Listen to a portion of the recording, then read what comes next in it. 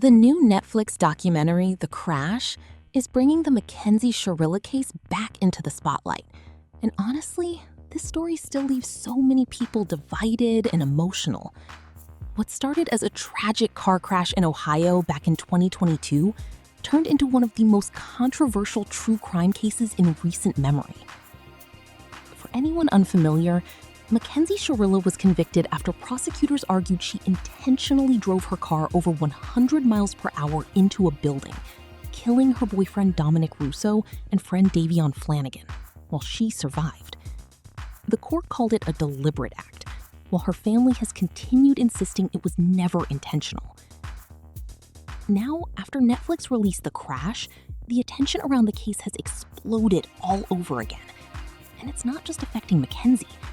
Reports say her father, Steve Shirilla, was recently placed on administrative leave following comments and public attention connected to the documentary. And this is where the conversation gets complicated. I think what makes this case so disturbing is that there are no winners anywhere in this story. 2 young men lost their lives. Families were destroyed forever. A teenager went from high school life and TikTok fame to spending decades behind bars. And now, years later, the emotional fallout is still spreading into the lives of parents, schools, coworkers, and communities.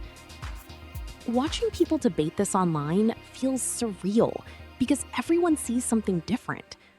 Some people believe the evidence clearly showed intent. Others believe the documentary leaves room for doubt, especially because Mackenzie's family continues to argue she suffered from medical issues and memory loss related to the crash. What really stands out to me is how modern true crime documentaries can completely reopen wounds years later. A single Netflix release suddenly puts grieving families back into public discussion, social media arguments, and non-stop judgment from strangers online. That kind of attention changes lives overnight.